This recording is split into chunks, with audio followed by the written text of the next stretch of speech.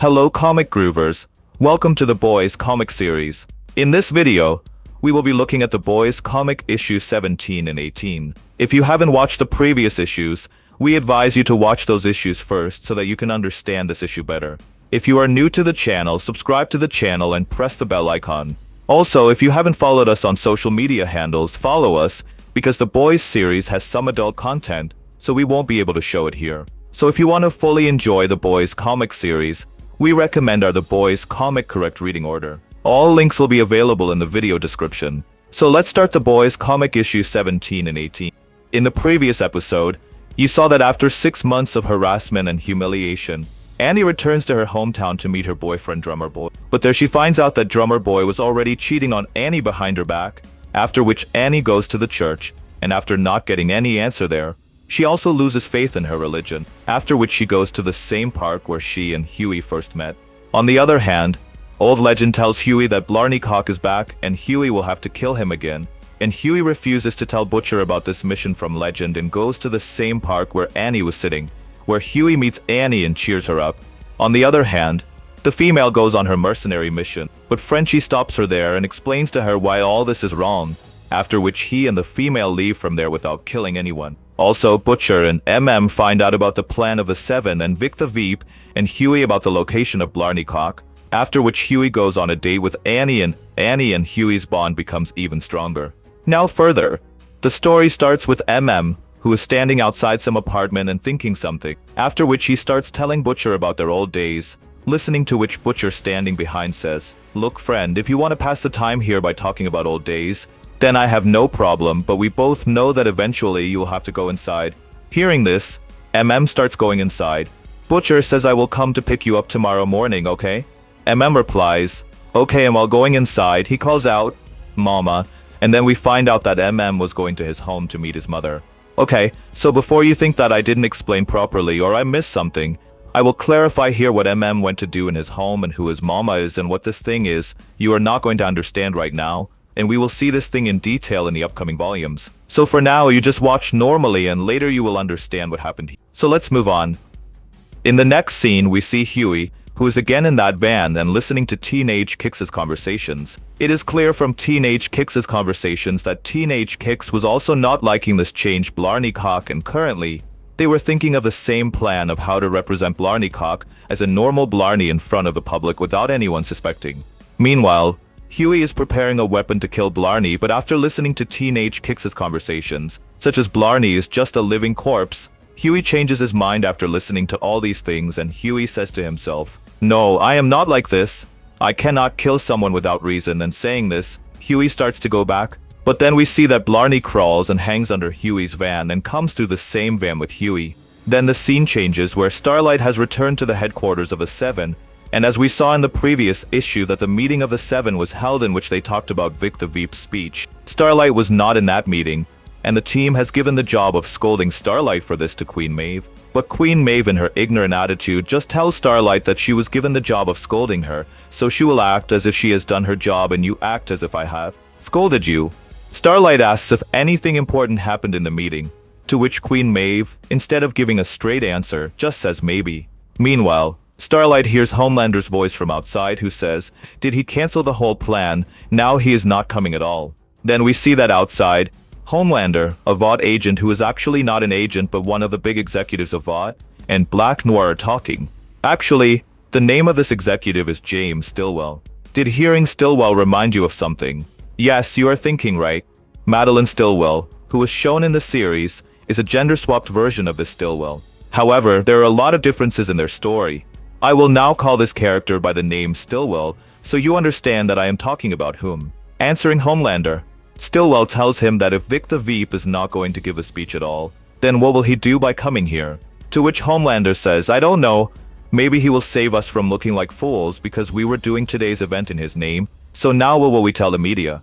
Stillwell says, "Now it is what it is, but don't think that he will not give a speech. He will definitely give a speech, just the time and place will be different now."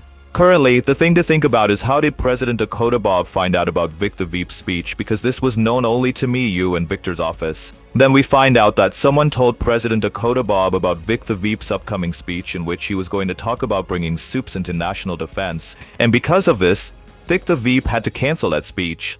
Homelander says that maybe someone from Vic's office told him because apart from him, Jack and A-Train are left, but how will they benefit from it? Then Stillwell understands. You are not understanding. Whoever told this to the president could have directly told this to the media.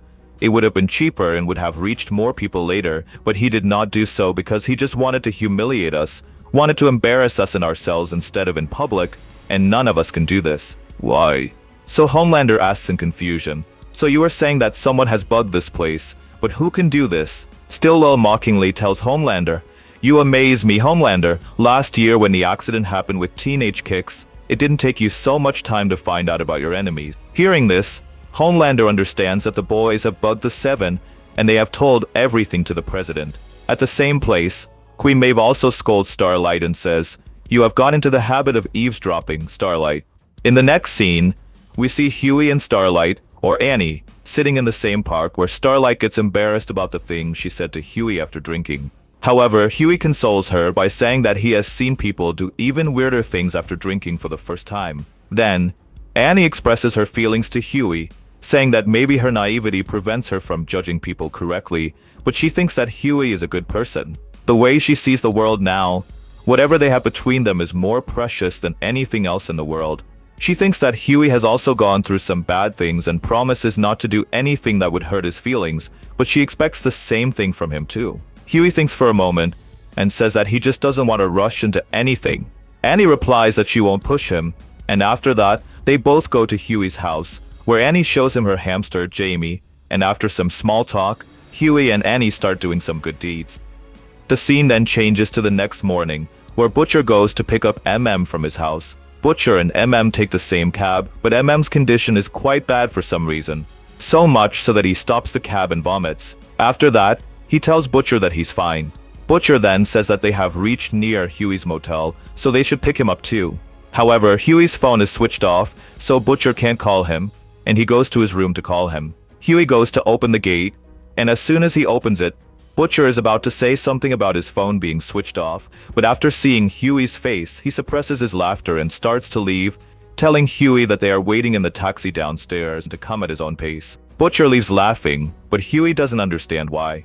However, when Huey goes back to the room and looks in the mirror, he realizes why Butcher was laughing at him because while doing good deeds with Annie, some blood got on Huey's face. Just then, Annie says from behind, "Huey, maybe my timing was a little off." Huey gets ready and goes to the cab where Butcher and MM start laughing about it again and make fun of Huey.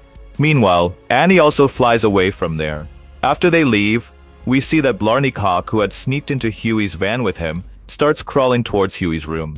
On the other hand, Huey remembers that in a hurry he forgot to bring his phone, so he gets out of the cab and goes back to his room, while Butcher and MM go to the boy's office. When Huey reaches his room, he sees that Blarney is standing there in a state where he's not actually standing but floating in the air due to his powers. Huey is confused and surprised to see Blarney. Before Huey can do anything, Blarney says in broken language, "You hit me, you hit me." Hearing this, Huey gets a little more scared and starts apologizing. He says, "Look, I didn't want to kill you. I was scared, and then you were going to kill me. So out of fear, I killed you. But since that day, this thing has been eating me up, and I want to apologize to you about this." However, while saying this, Huey starts crying, but just then, Blarney starts urinating there, which makes Huey stand there with a bucket.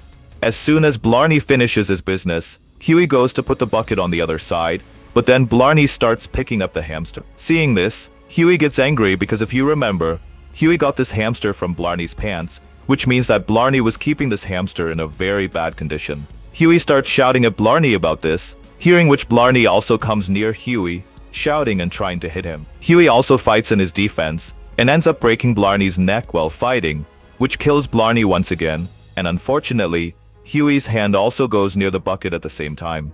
On the other hand, Annie also reaches the Seven's headquarters, where she is feeling quite embarrassed thinking about the morning incident in her quarters. She says to herself, "I found a good person in my life, and now maybe I won't be able to meet him again." Saying this, Starlight starts going towards the main headquarters, where Jack tells A-Train and Black Noir, sitting in a room, that Homelander has sent Deep to talk to the boys. A-Train asks why he didn't go himself, to which Jack says that if he had gone himself, he wouldn't have been able to control himself, and the fight would have started again. He says, "I'll tell you some other time what happened when the fight happened last time." Just then, Starlight also comes there, seeing which A-Train stops her and says, "Where were you roaming around until now?" Starlight says, "Queen Maeve has already talked to me about this. It won't happen again." But despite this, A-Train starts scolding Starlight and threatens her in Homelander's name. But just then, Starlight cuts him off and shouts at him, which surprises A-Train, and everyone else starts laughing at A-Train. Starlight feels good after venting her anger, but after a while, she starts thinking that by doing this, she is also becoming like them, and she doesn't want that. Then we go to the boys' office, where Female and Frenchie are watching something about snakes on TV together.